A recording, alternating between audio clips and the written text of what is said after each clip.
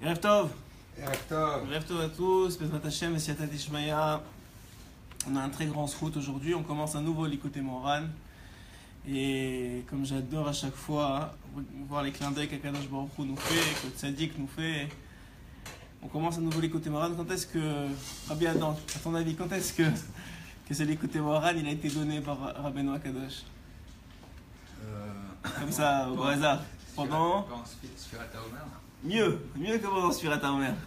Pendant Shavuot. Donc on sait qu'on est à quelques jours de Shavuot, de Hashem, quelques semaines encore, mais bon, ça s'approche à grands pas, Bezrat Hashem.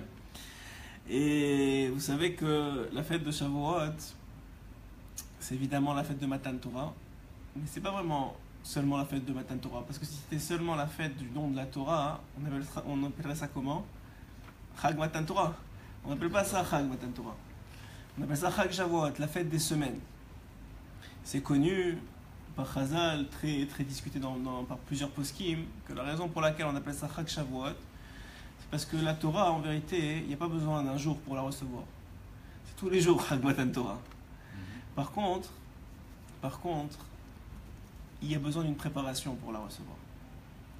Cette préparation, elle nous est imposée pendant le Homer, à travers le fait qu'on compte au Hachem le Homer.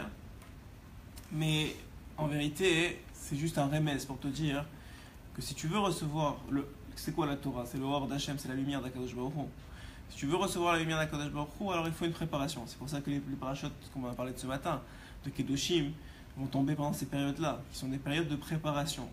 C'est des périodes de préparation, l'homme doit se préparer. C'est pour ça qu'on dit que chaque jour du Homer, il y a une nouvelle sphira qui vient et qui se dévoile. Et d'Afka, le principe il est quoi? Que tout le principe c'est de la préparation va déterminer qu'est-ce qu'on va recevoir.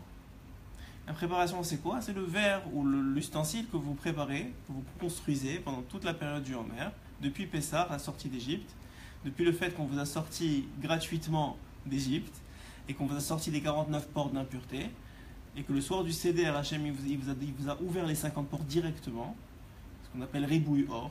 Il appelle ça Ribouille Or, c'est-à-dire qu'on a reçu une lumière énorme qu'on n'était pas prêt à recevoir. Et finalement, par le fait que ces 49 jours, finalement ces 50 jours, vont permettre de regravir petit à petit et d'acquérir chaque porte une après l'autre de ces 49 portes de pureté pour pouvoir recevoir la Torah. Parce que la Torah sans Kélim, c'est une Torah qui va te faire du mal, pas du bien. Qui va pas seulement faire du mal à toi, mais à tous ceux qui sont autour de toi. C'est-à-dire que quelqu'un, et ça c'est un chidouche de Rabbeinu, c'est quelque chose qui est difficile qui était encore aujourd'hui, tout le monde comprend ça, parce qu'aujourd'hui la vie nous force à comprendre ça et à le voir chez nos enfants, même dans les milieux religieux, le nombre d'enfants qui sortent du derech, etc., même si c'est quand même relativement peu par rapport à Baruch Hashem, tout ce qui y reste, mais quand même ça force les écoles et les parents à repenser la façon dont ils abordent la Torah. C'est plus la Torah qu'on avait à l'époque, qui était très stricte, très dure, où tu fais et puis sinon tu reçois des coups. C'est plus comme ça aujourd'hui, on le sait. C'est plus la façon parce que les parents sont plus capables d'appliquer correctement les règles, et deux, les enfants sont plus capables de les prendre. On a beaucoup parlé déjà. Donc le principe il est que en vérité la Torah que tu peux recevoir, c'est seulement la Torah qui va rentrer dans tes kélim. Et si tu as pas les kélim qu'il faut par rapport à ta Torah, alors qu'est-ce qui va se passer? Rabbeinu il dit tu vas faire shvirat hakelim. C'est quoi shvirat hakelim? C'est-à-dire que ton réceptacle il va se casser, il va se fendre. C'est comme si tu mets trop d'énergie dans un réceptacle qui n'en contient pas assez. Qu'est-ce qu'il va faire? Il va traverser le réceptacle, il va le casser. Et après ça c'est très compliqué, parce que le réceptacle il est très très compliqué à réparer. En vérité, tout ce que je vous dis là, c'est à un niveau individuel, mais c'est les jours où Hachem il a créé le monde, c'est comme ça qu'il a créé le monde. Il a envoyé énormément de lumière, et il y avait différents réceptacles, les différentes sphirotes que vous connaissez, que l'on compte tous les jours avec le Homer. Et ces différentes sphirotes là, elles étaient censées récupérer la lumière d'Hachem. Mais chacune n'était pas assez capable de récupérer, elle s'est cassée. Puis l'autre s'est cassée, puis l'autre s'est cassée, puis l'autre s'est cassée. Au fur et à mesure que chacun s'est cassé, ce qui ça a fait de bien, c'est que ça a atténué la lumière d'Hachem. bien entre guillemets, parce que c'était ça qui permettrait d'avoir plus tard, dans notre monde à nous, après toute la sphirote jusqu'à la Malkout, avoir ce monde-ci qui lui est capable de vivre avec Akadosh Baruch Hu caché et de permettre l'existence de l'homme et le libre arbitre. Et finalement, le rôle de l'homme, ce que Rabbeinu va nous expliquer ici dans ce qu'il écoutait Moran, c'est que le rôle de l'homme, il en a plusieurs, on en parle chaque fois différemment. Rabbeinu, qu'est-ce qu'il fait? Vous voyez très bien, Rabbeinu il te dit, tu ne peux pas apprendre une notion d'une Torah, c'est-à-dire d'un enseignement à un autre. Parce que des fois, je te parle de la même notion, mais c'est deux aspects complètement différents de cette notion-là. Et si toi, tu veux faire le lien, ça ne marchera pas. Et des fois, il te parle de la brite en tant que brite Mila, en tant que brite de l'alliance. Et des fois, il te parle de la brite en tant que brite de langage, c'est-à-dire en tant que brite de lachon. Et donc tu dis, mais c'est écrit brite là, c'est écrit brite là, ça devrait dire la même chose, ça ne veut pas dire la même chose. Rabbeinu, il a tellement une saga, une compréhension tellement fine et tellement parfaite de ce que c'est la Torah, qu'il te donne tellement de notions différentes que tu ne peux pas passer du coq à l'âne. Donc dans cette Torah-là, il va t'expliquer que ce qu'Hachem a fait Shvirat HaKelim pour toi. Il a cassé les différents mondes et les différentes sphirotes pour toi. Et le rôle de l'homme, entre parenthèses, on va dire, donc un des rôles de l'homme, c'est de réparer ces kélim-là. Les kélim du monde. Comment il répare les kélim du monde? En réparant ses propres kélim à lui. Plus l'homme il se répare, plus il arrive à réparer les kélim du monde. Ça c'est en introduction à ce magnifique écouté Moran, le Yud Aleph, comme tous les autres d'ailleurs, ils sont tous magnifiques, on va essayer de partager ensemble cette année Shmaya. Alors il dit, comme vous savez, l'écouté Moran, tous les enseignements de Rabbeinu commencent par une phrase de la Torah. Ici elle est tirée de Yeshayahu. Et c'est écrit, voilà comment commence l'écoute Moran. Ani Hashem hu shemi urvodi le acher lo eten utilati la psilim. Ani Hashem, je suis Akadosh Baruch Hu, Hashem Yud Kevavke. Donc c'est une des révélations d'Akadosh Baruch Hu qui s'appelle Yud Kevavke. C'est un des noms d'Hashem. Hu shemi, c'est mon nom. Urvodi, et ma gloire, les acher à quelqu'un d'autre, lo eten, je ne donnerai pas. Utilati, et ma louange, la psilim, aux idoles, je ne donnerai pas non plus. Ça veut dire, qu'est-ce qu'il est en train de te dire ici, Hachem? De pshat, c'est-à-dire de base, de compréhension de base, que vous allez très très bien vite comprendre, et j'espère que si vous suivez les shiurim qu'on fait, vous avez déjà bien compris que Rabbeinu ne se limite pas à la compréhension de base. Mais ce qui est la compréhension de base ici, c'est que Hachem il te dit, voilà, ça c'est mon nom, ça c'est qui je suis. J'ai créé le monde, c'est moi qui le maintiens, c'est moi qui te donne la vie, c'est moi qui donne la vie à tout ce qui existe dans ce monde-ci. Et ma gloire, c'est-à-dire la gloire d'Hachem, ça peut être plusieurs choses. Une des choses qui représente la gloire d'Hachem, c'est le peuple d'Israël. Le peuple d'Israël, c'est la gloire d'Hachem, c'est ses enfants. C'est eux qui représentent une partie de la gloire d'Akadosh Baruch Hu. Ce monde-ci, c'est aussi la gloire d'Akadosh Baruch Hu. Le fait que ce monde, il est Kayam, qu'il existe, qu'il y ait tellement de belles choses dans ce monde-ci, c'est aussi une partie de gloire. C'est finalement les représentations différentes que Hachem il a mis dans ce monde. Son nom aussi, c'est une partie de sa gloire. Il dit ici, donc, cette gloire-là, je la prête à personne. Elle m'appartient à moi et je ne la partage pas. Et mes louanges, c'est-à-dire que les louanges qui me reviennent normalement, que si tu louanges on va dire, comme ils ont fait au début, comme l'explique le Rambam, qu'ils ont commencé à louanger les astres parce que c'était des serviteurs d'Hachem, ça ne marche pas. Je ne partage pas ma louange avec personne. Ma louange, elle m'appartient à moi. Alors pourquoi il dit ça? On va expliquer dans le Hot Aleph déjà comment ça marche. Rabbeinu, il va expliquer quelque chose d'incroyable. Ce que moi je trouve très très beau, particulièrement dans ces côtés Morana, mais dans d'autres aussi, c'est que Rabbeinu, il te parle comme si tu étais un grand sadique. J'adore moi, parce que il te prête beaucoup de capacités. Il te dit des choses que normalement tu dirais, mais c'est pas fait pour moi ça. Rabbeinu te dit non, c'est fait pour toi. Juste tu le sais pas, juste tu te fais pas confiance, juste tu crois pas que tu as ces capacités-là, mais tu saches que tu les as. Et ma Torah, il dit Rabbeinu, elle est pour toi. Des fois, il te parle, pas dans ce côté Maran, mais des fois, il te parle par exemple de Chatzot, se lever en milieu de la nuit. Et qui dit que c'est l'essentiel de l'Avodat Hashem. De se lever à Chatzot Laïla, c'est-à-dire 360 minutes, c'est-à-dire si c'est 6 heures après le coucher pas le coucher du soleil, mais la sortie des étoiles, c'est quelque chose qui a l'air complètement fou. Tu te dis, mais attends, mais je fais pas le minimum du minimum, et tu me demandes une chose comme ça qui a l'air complètement, qui a l'air réservée aux tzadikim. Alors, bien, qui dit, non, c'est pas réservé aux tzadikim. Hachem, il te demande aussi de toi. Et toi aussi, tu vas ramener la Géoula grâce à ça. Et quelqu'un qui fait pas ça, il te dit pire. Quelqu'un qui fait pas ça, il les retarde la Géoula. Parce que le fait de se lever à Chatzot, c'est une façon de dire à la Shrina qui est en exil, tu sais quoi, moi aussi je suis en exil avec toi. Puisque toi tu t'es mis en exil à cause de moi, même si j'ai une maison, moi aussi je me lève de mon lit. Et moi aussi, alors que je devrais dormir et être au chaud, je me lève et je pleure la destruction du temple. Et finalement, pas seulement que je suis en exil avec toi, mais je te donne ma maison. C'est comme si on partageait un peu cet exil-là. Et ce Chatzot là, vous savez pas, les anciens Breslevers, ils disaient, celui qui se lève à Chatzot, il voit Rabbeinu Mamash. Il voit le Tzadik Mamash. Il est capable de connecter au Tzadik. Pourquoi? Parce que le Zohar HaKadosh dit sur Chatzot, ce qui n'a rien à voir avec le sujet qu'on va faire maintenant, mais c'est pour vous dire à quel point Rabbeinu, il voit au-delà de l'imitation personnelle. Et il te dit celui qui s'élève, le Zohar HaKadosh, donc Rabbi Shimon Bar Yochai dans la semaine prochaine, il dit celui qui est capable de se lever à Chatzot, c'est pas seulement qu'il se préserve de Chayav Mita, parce qu'il dit celui qui se lève pas, il est Chayav Mita, mais il dit que ce qui est très fort pour le Zohar HaKadosh. Mais il dit celui qui est capable de se lever à Chatzot Laïla, celui qui est capable de venir au milieu de la nuit pour pleurer, pas seulement pleurer, mais aussi parler avec Kadosh Baruch Hu, partager, lire un peu des paroles de Torah. Rabbeinu il dit même celui qui fait rien, juste qui trie son courrier, juste qui fait pas de bêtises pendant Chatzot Laïla, mais au moins il se lève, il trie son courrier, ou bien il règle ses affaires, mais au moins il est réveillé. Le Zohar il dit celui qui étudie, Hachem, il est tellement heureux, il a tellement de gloire de ça, qu'il ramène tous les tzadikim. Il ramène Rabbi Shimon, il ramène Rabbeinu, il ramène le Ben Ishra, il leur dit venez voir, venez écouter la mélodie de mon fils. Venez écouter, alors toi tu es là et tu lis deux mots, Ani, Hachem, Hu, Shemi. Il dit venez écouter la mélodie de mon fils. Ce soir-là, tous les soirs, c'est écrit que Hachem il est sorti quand est-ce qu'il nous a sauvés d'Égypte? Bechatzot, il est sorti. Il s'est rapporté par Rabbeinu HaKadosh que tous les soirs, Hachem il sort Bechatzot.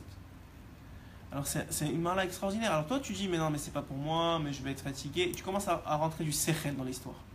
Il ne faut pas rentrer de sechel dans la Torah. La Torah, quand tu veux la faire, quand tu veux la comprendre, c'est une autre chose. Il faut étudier, il faut essayer de comprendre, il faut essayer de casser la tête. Mais quand il faut la faire, Rabbeinu te dit ne rentre pas de sechel. Parce que la faire, ça ne dépend pas de toi. La faire, c'est un cadeau de Dieu. Faire la Torah, être là ce soir, écouter le shiur Torah, partager de la Torah, que ce soit de ma part ou de la vôtre, c'est un cadeau d'Hachem. C'est un vrai cadeau du tzaddik, c'est un vrai cadeau d'Hachem. Et quand on sait combien on a de... J'ai même pas envie de parler de ça parce que ça rabaisse la grandeur de ce qu'on est en train de faire. Mais combien on a de sachar, juste d'avoir une pensée de Torah. Alors celui qui étudie, celui qui a marché, celui qui se déplace, celui qui comprend, c'est en-sof. Mais c'est même pas pour ça qu'on le fait. Hachem, il fait tellement pour nous. Il a créé tous les mondes juste pour un juif. C'est écrit, on a dit dans les côtés morales d'Alet qu'un homme il doit savoir que tout le monde il a été créé pour lui. Alors c'est quoi? C'est une responsabilité. Toi-même tu te rappelles, j'avais répondu ça, on avait demandé, on avait dit c'est quoi? Alors que ça veut dire? C'est pas qu'il doit être orgueilleux de ça, c'est que c'est une responsabilité. Sachez que Rabbeinu il dit pourquoi vous laissez Hachem faire des décrets mauvais sur le monde?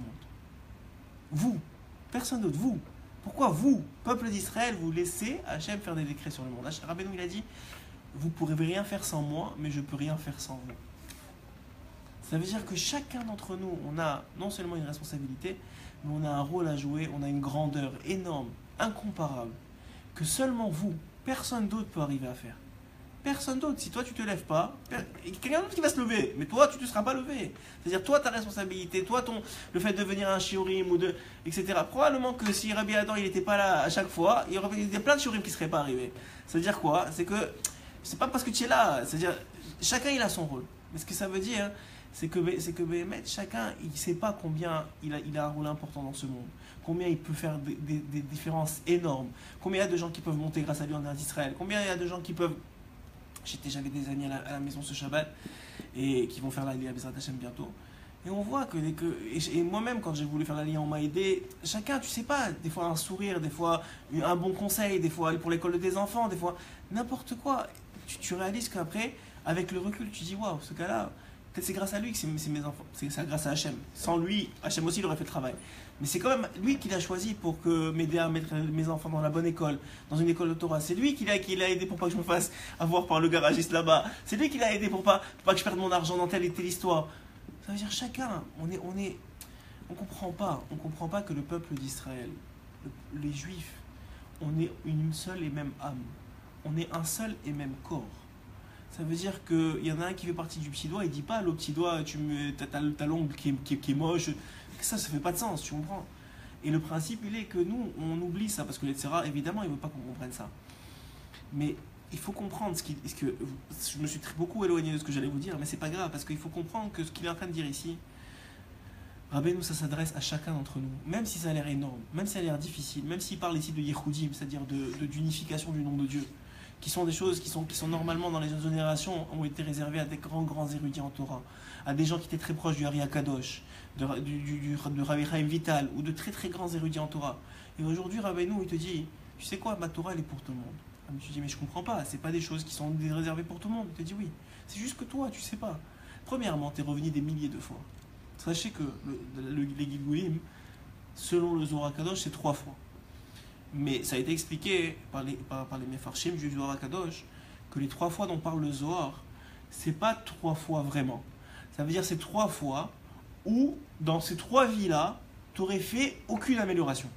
Rien de bien. T'as rien fait, t'as rien réparé. Donc si vraiment 3 fois de suite t'as rien réparé en tant qu'homme, alors le Zohar il dit tu vas être réparé en tant qu'autre chose que l'homme. Soit en tant qu'animal, soit en tant que pierre, soit en tant que plein de choses. Mais homme, tu as raté ton coche. Mais si tu as fait une seule petite chose dans ta vie, t'as fait une seule petite réparation pour laquelle tu es venu. Ouais, t'as fait une partie de la réparation, même pas toute la réparation, mais une partie de la réparation, alors que tu auras une autre chance, et une autre chance, et une autre chance. C'est pour ça qu'on se sent tellement fatigué aujourd'hui.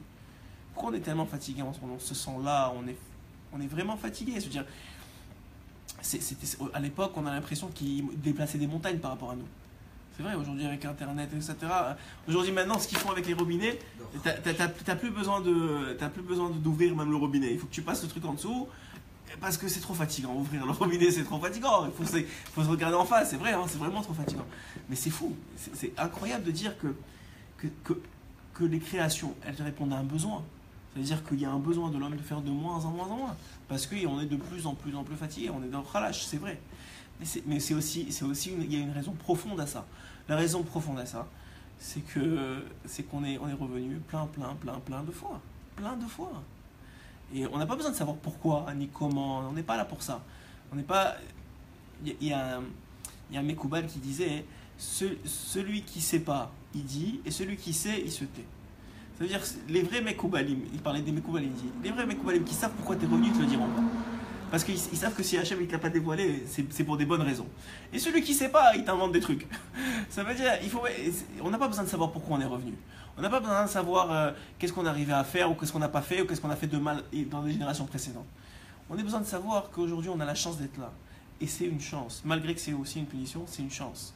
Dans le sens que, tant qu'on est là, toi et moi, et tous ceux qui sont présents ici, bon, Hachem, tous ceux qui écoutaient les chourim, tant qu'on est là, c'est une chance extraordinaire de continuer à réparer, de continuer à grandir, de continuer à accumuler, de continuer à se rapprocher d'Akadosh Baruch Hu, de continuer à espérer en la Géoula, de continuer à participer à la Géoula. Alors, Bezrat Hashem, regardez ce qu'il dit dans le Hot Aleph. Ki yesh Yehuda ilaha. Alors, tout en vérité, ce qui est incroyable, c'est pour ça que j'ai dit que c'est un très beau clin d'œil de Rabbeinu et un très beau clin d'œil de Hashem, c'est que toute cette Torah-là, c'est une préparation à Shavuot. C'est comment recevoir la Torah. Alors, je vous ai dit, évidemment, le Pshat Pachout, on en a parlé ce matin dans le Shiur, le Pshat Pachout de recevoir la Torah, c'est préparer ses midot. Pourquoi? Parce que les midot, on les a dit souvent, c'est des écrans qui empêchent la Torah que vous avez ingérée de se retransmettre correctement dans votre vie de tous les jours. Ok? Quelqu'un qui est, par exemple, je sais pas moi, égoïste, ou je sais pas, aigri de la vie, ou il est triste tout le temps, etc. Il va ingérer de la Torah, qui est de la lumière divine, mais ça va ressortir sale, pas bien. Il va toujours triste, toujours pas bien. Pourquoi? Parce que c'est sa nature. Il ne sait pas travailler, il n'a pas travaillé sa nature. Ça, on a parlé de ça beaucoup ce matin. Maintenant, ce que je veux vous dire ici, c'est un autre niveau de préparation. Rabbeinu, il va sortir un niveau extraordinaire de préparation de Shavuot, qui est selon les secrets de la Torah. Qui est Yehuda ilaha ve Yehuda tatar. Il dit Rabbeinu, sache qu'il y a une union, une unification en haut et une unification en bas.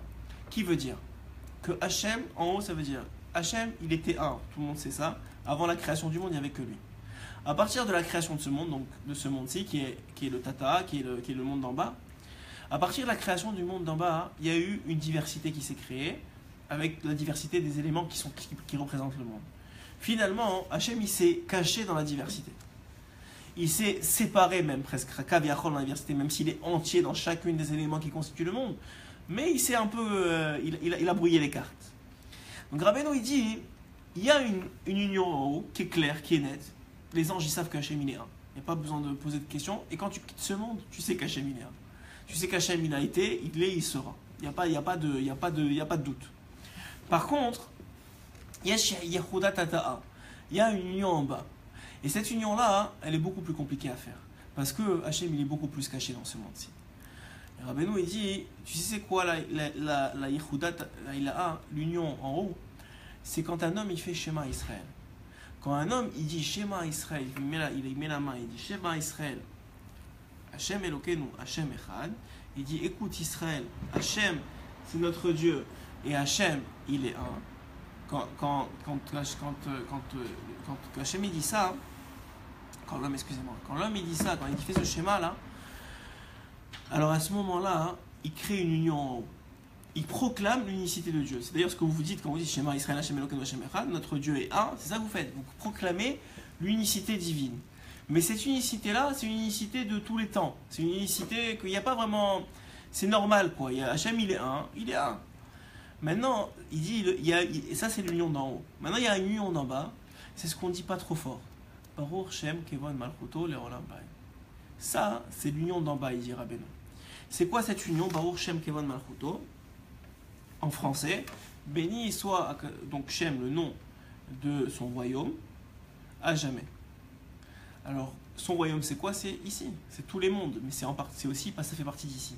Donc quand tu bénis, en vérité tu bénis rien du tout, tu dis que Hachem, il est les sources de bénédiction. On a souvent parlé de ça, quand vous dites Baruch, c'est que vous reconnaissez qu'Hachem il est source de bénédiction. Donc que finalement Hachem, c'est lui la bénédiction de tout ce monde-ci. Quand on dit Baruch Shem Kevon Malchuto Leolam Vaed, qu'on dit normalement à voix basse à part le soir de Kippour, on dit ce nom-là pour unifier le nom d'Hachem dans ce monde-ci. On est en train de dire à voix haute, Hachem, il est la source de toutes les bénédictions de ce monde, donc finalement il est un dans ce monde aussi. Donc c'est une unicité, c'est un yichud d'en bas. Maintenant il dit Rabbeinu Akadosh, il dit que le fait d'avoir exprimé à voix haute, et pas seulement l'expression, mais de l'avoir uni à ta pensée, et d'avoir vécu quelques instants cette unicité-là, au moment où tu as pensé que Hachem il est un dans tous les mondes, et en particulier dans ce monde-ci, et qu'il y a une unicité qui est avant le monde et après la création du monde, tu viens, selon ce que Rabbeinu Akadosh dit ici, tu viens de créer un cli, un réceptacle. On a parlé du réceptacle de Bishio, tu viens de créer un réceptacle. Il dit Kol Echad mi Israël. Tu vois, il dit pas celui qui est religieux, pas religieux, celui qui fait plein de mitzvot, celui qui en fait pas, celui qui se réveille la nuit, celui qui ne réveille pas. Chez Rabbeinu, il n'y a pas de ça. Il y a Kol Echad mi Israël, il est capable. Ah mais attends, je viens de faire tchouva il y a 2 semaines. T'es capable quand même. Et t'es capable, c'est pas grave, te laisse pas avoir par le Yetzirah, par les gens qui disent ouais tu t'es réveillé il y a 2 semaines, alors pour qui tu te prends? Ça ne vous concerne pas pour qui je me prends.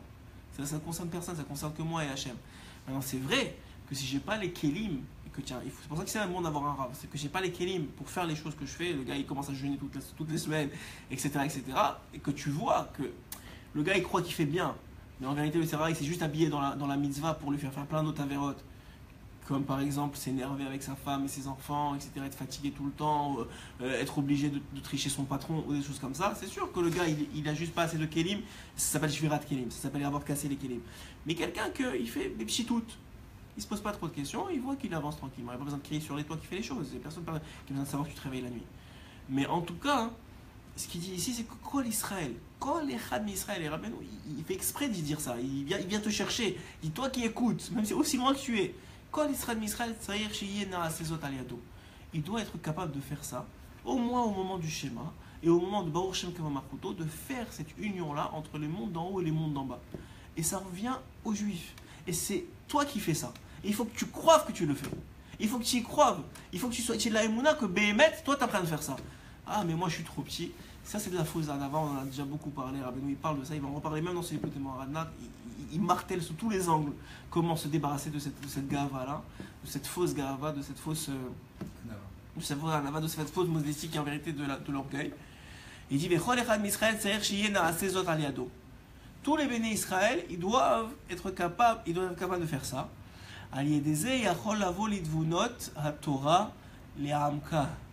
À travers ça,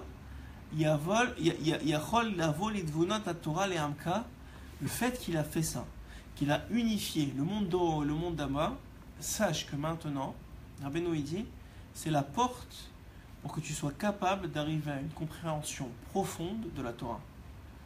C'est cette porte-là. Il dit Rabbeinu, c'est la raison pour laquelle les martyrs, il parle de tous ceux qui sont morts parce qu'ils étaient juifs, que ce soit pendant les périodes d'acquisition, pendant la Shoah, ou pour la terre d'Israël, parce qu'ils étaient juifs. Qu'est-ce qu'ils font? Tous, sans exception, ils font Shema Israël, Hashem Elokeinu, Hashem Echad avant de partir de ce monde. Pourquoi? Parce que instinctivement, ils ont compris instinctivement que c'est le moment d'unifier le monde d'en haut et le monde d'en bas. Que leur mort finalement, le fait qu'ils sont niftar, c'est-à-dire qu'ils quittent ce monde parce qu'ils sont juifs, ça sert à quelque chose. Et à quoi ça sert?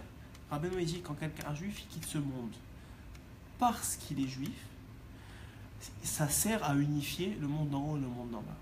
C'est pour ça que quand il quitte ce monde parce qu'il est juif, on ne lui fait pas de compte en haut. Il meurt par Kiddush Hashem, il va directement, comme il le dit le Zohar, à la meilleure place dans le Gan Eden, sans qu'on lui fasse de compte. C'est un mérite énorme, il faut être choisi pour ça. Il y en a qui priaient pour Rabbeinu, il a beaucoup prié pour mourir par Kiddush Hashem. Et Dafka, si on doit mourir un jour, autant que ce soit par Kiddush Hashem, quand tu penses.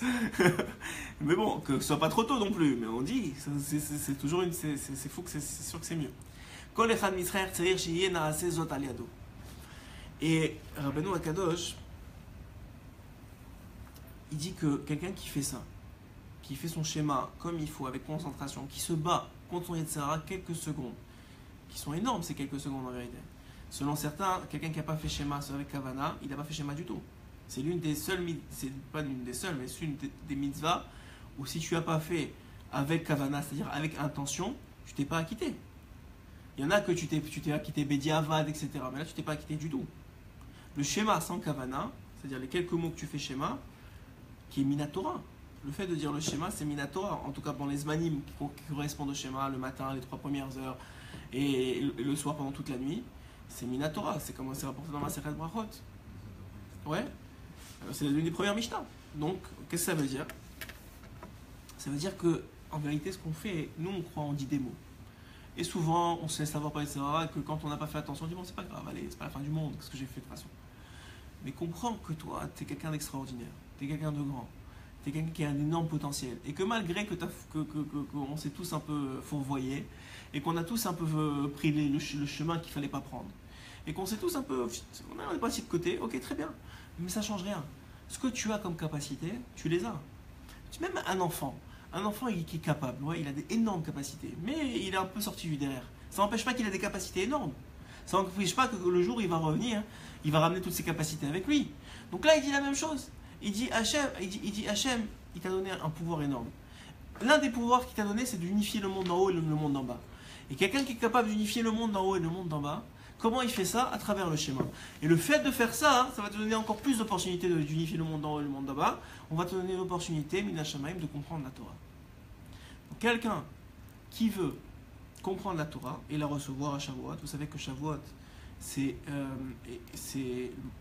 la fête des semaines, on a dit, mais c'est aussi la fête de Matan Torah, donc de réception de la Torah. Ça veut dire quoi? Ça veut dire qu'à Shavuot, nous dit Rabbeinu, tu vas recevoir toutes les pages de Torah, toutes les compréhensions de Torah, toutes les chidushim de Torah, toutes les heures de Torah, tu vas les recevoir à Shavuot. Tout ce que tu vas avoir pendant l'année, toutes les occasions, après ça c'est à toi de les concrétiser ou pas, comme à chaque fois. Mais toutes les occasions de Torah, malgré qu'ils ont été décidées à Rosh Hashanah, elles vont être distribuées. Hachem il dit à Shavuot, le soir de Shavuot, la nuit de Shavuot, Tafka, on va en reparler sûrement, mais c'est pour ça que le Ari Akadosh dit que le soir de Shavuot, celui qui ne dort pas, ne dort pas à partir de Chatzot jusqu'au matin, c'est-à-dire qu'il ferme même pas les yeux. Alors lui, ce qui est difficile, il faut cette fois-ci ça tombe Motzai Shabbat, alors il faut bien dormir la Shabbat après-midi, mais celui qui fait ça, il est protégé de tout mal pendant toute l'année. Et il dit, et c'est rapporté sur le Rav Kadouri, que lui évidemment il faisait Shavuot, le soir de Shavuot, comme il faut tout le temps. Le dernier soir de Shavuot qu'il a fait, donc avant qu'il est niftar, avant qu'il parte de ce monde, il s'est un peu assoupi. Quelques minutes, même pas. Pendant ce soir de Shavuot, il y en a beaucoup qui diraient c'est rien. bah lui, à la fin de Shavuot, il a dit c'est bon, cette année, il était déjà très vieux, c'était pas, il avait presque 100 ans. Mais il a dit bon, cette année, ça y est. Il a compris du Hari Akadosh, c'est tellement vrai chez les tzadikim qu'eux, ils respectent tellement les paroles de la Torah qu'ils savent quand ça va et quand c'est pas normal. Que nous, on s'endort même quand c'est pas normal. Que même c'est pas chayav, on s'endort nous. Mais on va dire, pour les tzadikim comme le Rav Kadouri ou d'autres tzadikim, ils comprennent que les paroles du Harizal, c'est pas dit à la légère. Donc il dit ici que le Shavuot est tellement grand que tu vas recevoir tous les chidushim, toutes les compréhensions, toutes les capacités de shiurim, toutes les capacités d'heures de Torah, tous les réveils que tu vas réussir à te réveiller un peu plus tôt pour attraper une heure de Torah, toutes les volontés de Torah. Tout ça, tu vas le recevoir à Shavuot. Donc combien il faut se préparer pour ça? Il dit une façon de se préparer à comprendre la Torah, c'est d'être capable de faire comme il faut schéma, et bon, c'est-à-dire d'unir le monde d'en haut et le monde d'en bas. Très bien. Il dit même quand un homme il est dans une madriga faible, il n'est pas dans un haut niveau, c'est pas un grand sadique. Même s'il est bas, il est encore éloigné de la compréhension même minimale de la Torah. Donc c'est normal, c'est pas complet, il est bas, le gars il est bas, c'est normal qu'il est éloigné. Mais par contre, alors maintenant, je vous ai dit, je vous ai posé la question, vous aurez été un peu plus réveillé. Mais comme ça, il dit, quand il y a un bas niveau spirituel, c'est normal de ne pas comprendre la Torah. Ouais, c'est normal. Maintenant, comment tu fais? Tu te réveilles un matin, tu dis, écoute, j'en ai marre de ne pas comprendre la Torah, j'en ai marre de devoir me faire expliquer à chaque fois. Moi aussi, je veux avoir des chidushim, moi aussi, je veux pouvoir parler à la table de Shabbat, moi aussi, je veux étudier et comprendre la Torah avec Dosha. Mais les clipotes, le fait qu'on a fait tellement de fautes dans notre vie, ça met des accusateurs en haut dans le ciel. Donc c'est difficile de te réveiller un matin et de devenir Baba Saleh.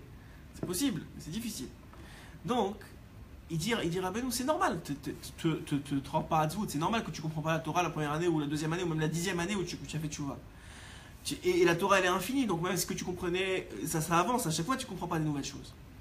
Mais il dit comment on fait pour se réveiller à la compréhension?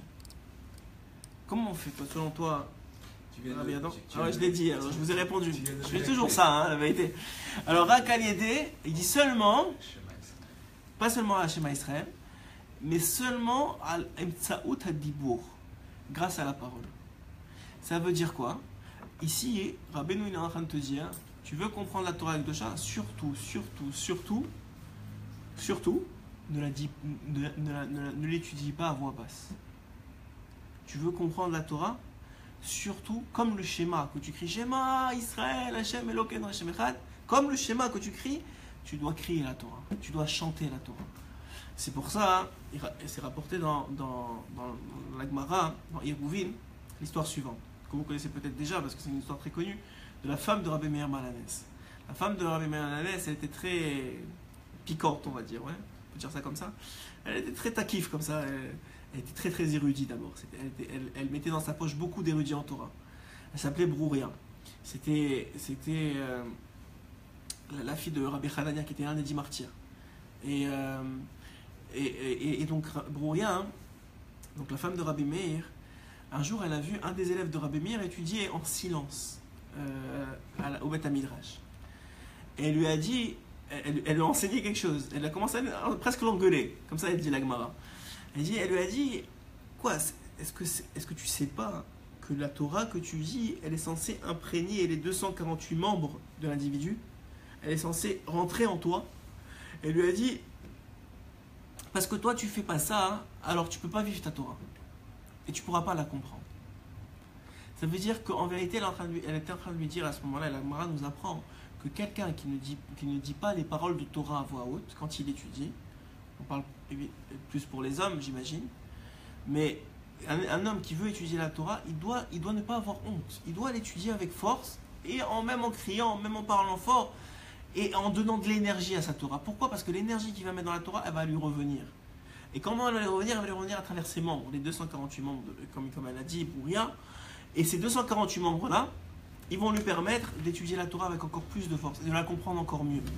Donc en fait, l'Aliédé Adibour, il dit Rabbeinu, il te donne un secret qui est donné dans la Gemara, que le fait de parler des paroles de Torah, c'est ça qui va t'aider à les comprendre.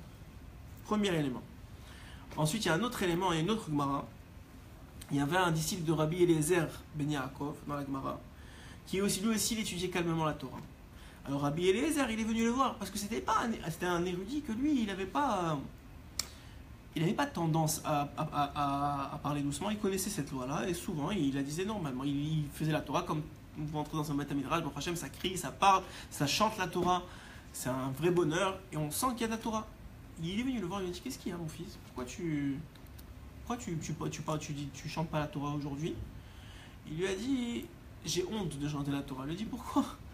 Il dit, parce que j'ai eu une émission nocturne, involontaire, et j'ai pas eu le temps d'aller au mikvé avant de venir au Beth Midrash, j'ai honte de chanter la Torah. Il lui a dit quoi? Au contraire, Dafka, parce que tu penses, entre guillemets, avoir fauté involontairement, ou tu as eu quelque chose qui t'a sali, entre guillemets, involontairement, qui t'a rendu impur, c'est Dafka à ce moment-là que tu dois chanter la Torah, écrire la Torah. C'est pas quand tout va bien, c'est quand justement tu te sens tellement mal et t'es tellement difficile. C'est pour ça que, qu'est-ce que dit la Gemara? Quand le Yetzer Hara il t'attaque, où tu l'amènes? Au Beth Midrash. Pourquoi? Parce que c'est Dafka quand toi tu as des mauvaises pensées et quand toi c'est difficile, c'est pas à ce moment-là qu'il faut dire bon bah alors c'est bon, c'est fini. Non, c'est ça Dafka à ce moment-là que tu cries la Torah et que tu te renforces dans la Torah. Ah mais attends, t'as que des mauvaises pensées, t'es quelqu'un de le Yetzer Hara il te dit t'es quelqu'un de tordu. Mais c'est pas vrai, mais le Yetzer Hara il veut te faire croire ça.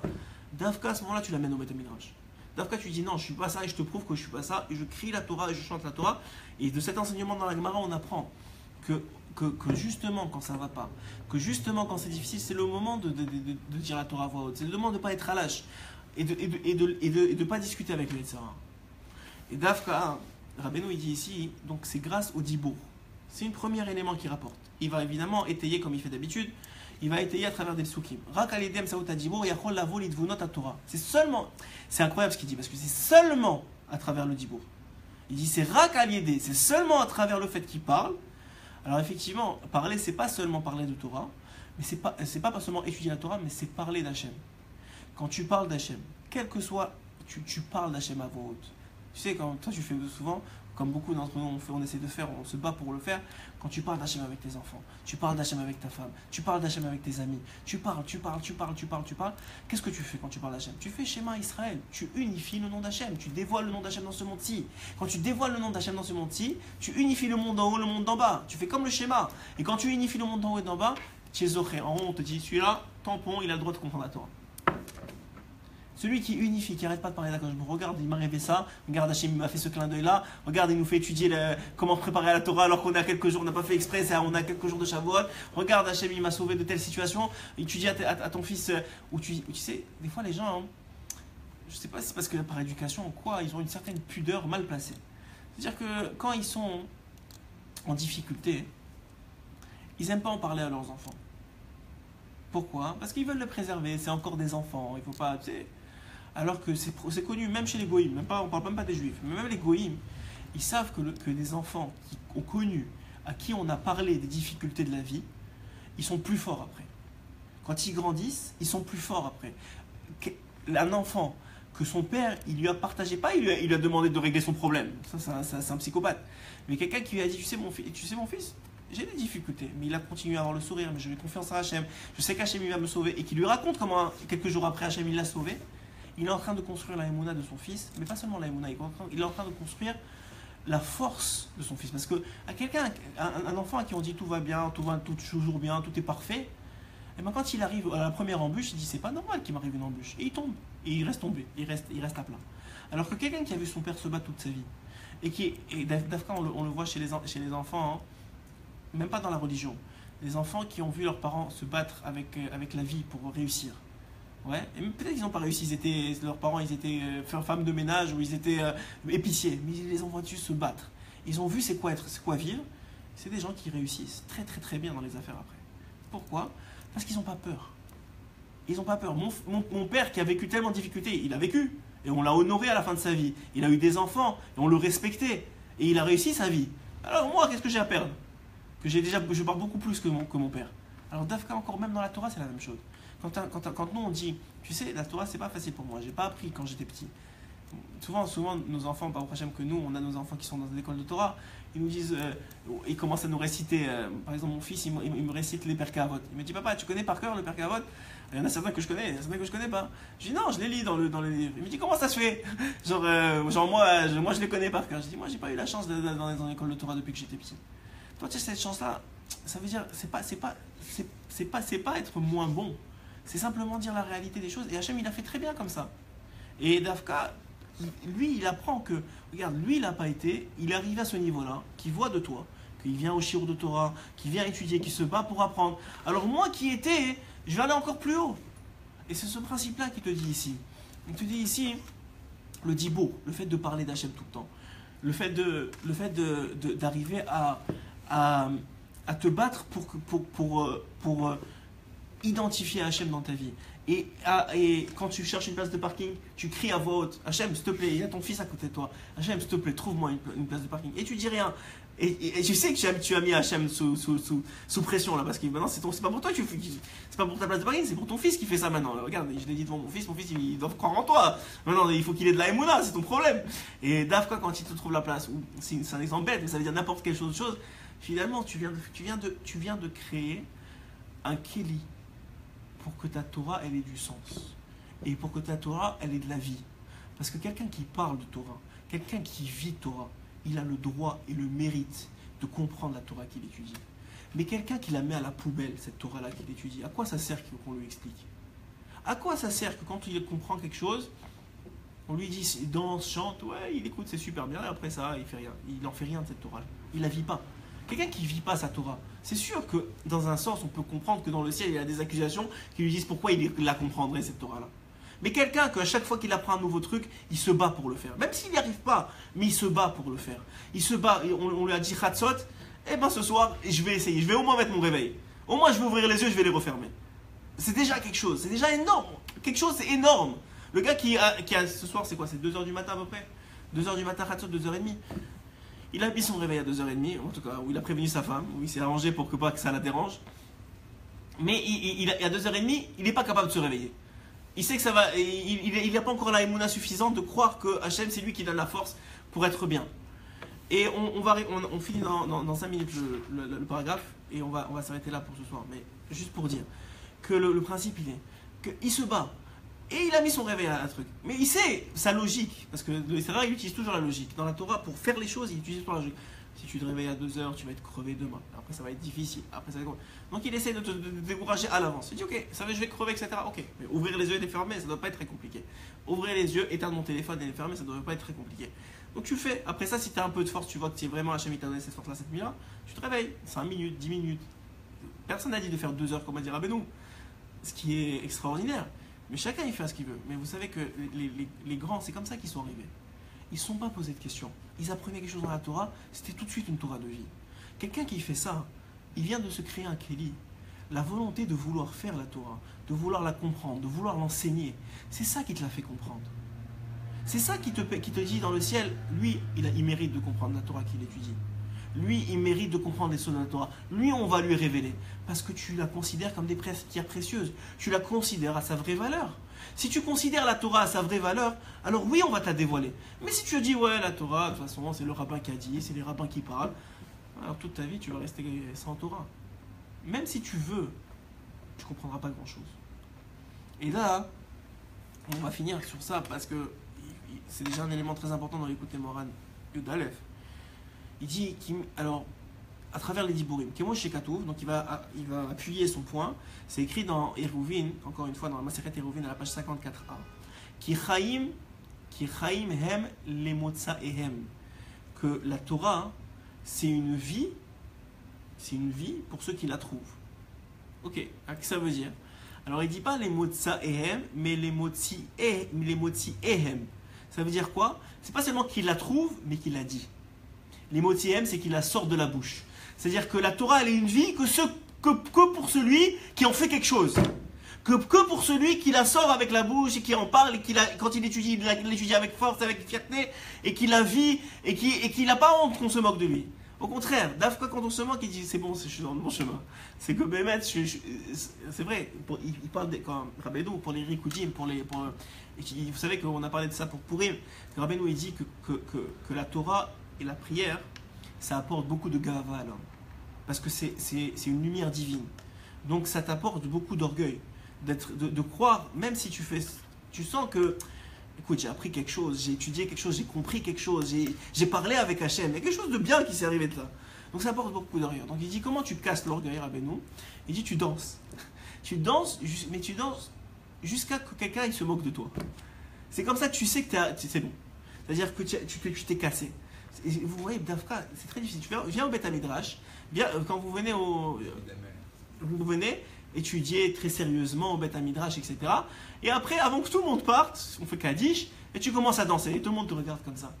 Ils vont dire, oui, ce gars, il est fou. C'est pas grave, c'est ça Dafka. Mais pourquoi tu fais ça? Pour te casser, comme David Ameller, exactement. Pour casser ta gava. David Ameller, il est en train de ramener, il est en train de reconstruire le Beth Midrash. Il est en train de devenir le plus grand roi qui a jamais existé. Il danse pour la Torah. Et Dafka, il s'est fait jusqu'à quand? Jusqu'à que sa femme, elle s'est moquée de lui. Et malheureusement, elle s'est fait punir. Ça, c'est le problème. Mais il y a toujours quelqu'un qui va venir et dire, mais il est fou ce gars-là. Et Dafka, c'est bien, c'est sur la bonne voie. C'est sur la bonne voie. Mais alors, on va finir comme ça. Mais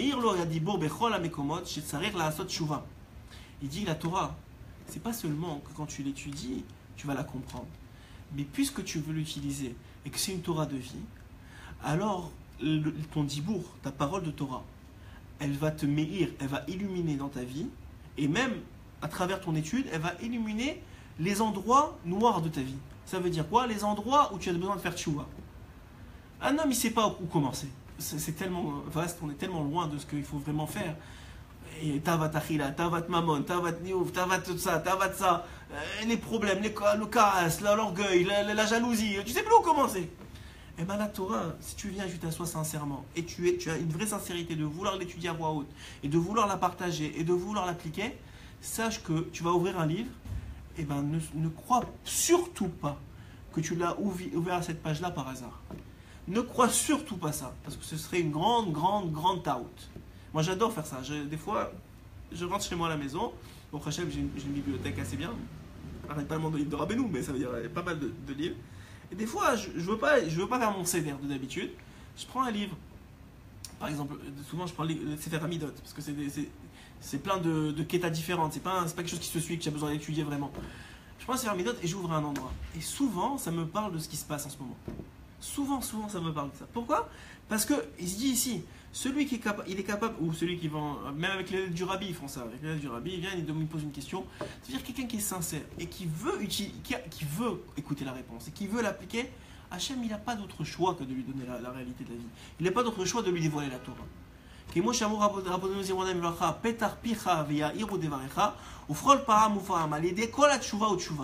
Et sache qu'une fois que comme donc dans Brachot, Masechet Brachot, c'est écrit à Chav Bet Amud Aleph, que chaque fois que tu ouvres ta bouche, tes paroles, c'est elles qui vont éclaircir ta vie. Et chaque fois, après chaque repentir, c'est chaque fois que tu vas faire tchouva sur tchouva, alors tu t'élèves de degré en degré, de l'un à l'autre, jusqu'à ce que tu vas arriver à un niveau tellement élevé, et tellement une compréhension tellement profonde de la Torah, que tu ne vas même pas te reconnaître. Vous savez, il y a des grands tzadikim qu'ils étaient capables, j'imagine qu'encore aujourd'hui, qu'ils étaient capables de rester des heures sur une ligne de Torah. Tu l'as lu, tu l'as relu, tu l'as relu. Ok, ça te prend 10 minutes, 15 minutes, mais des heures sur une ligne de Torah, pas de mefarshim, pas rien, juste ils regardaient la ligne, une ligne de Torah. Ils étaient capables d'être mitbonen et de comprendre, et cette lettre, et pourquoi comme ça. Cet homme-là, hein, j'ai presque envie de dire, il n'est pas né comme ça. C'est juste qu'il a tellement de sincérité dans son étude. Et il a tellement prouvé à Kadosh Baruch Hu que sa vie c'est la Torah. Que ce qu'il veut c'est en parler, ce qu'il veut c'est vivre. Alors chacun à son niveau, il y en a que c'est un tiers du temps, il y en a que c'est un moitié du temps, il y en a que c'est 10 minutes par jour. Mais en fonction, sachez, c'est ça le secret de Shavuot. Je vous ai dit à Shavuot, la Torah que vous allez recevoir l'année prochaine est donnée. En fonction de quoi? En fonction de l'investissement que tu veux y mettre. En fonction de l'investissement que tu veux mettre dans la Torah va te le rendre. Comme la terre d'Israël. En fonction de l'investissement que tu veux mettre dans la terre d'Israël, la terre va te le rendre. Comme Hachem. En fonction de l'investissement que tu mets dans Hachem, il va te le rendre. Comme dans ta femme. En fonction de l'investissement que tu mets dans ta femme, elle va te le rendre. Comme dans tes enfants. En fonction de l'investissement que tu mets dans tes enfants, elle va te le rendre. Comme dans toi-même. En fonction de l'investissement que tu mets dans toi-même, tu vas retrouver les fruits de toi-même à 120 ans. Chazak Ubaru. Rabbi Hanania Merakasha Omer.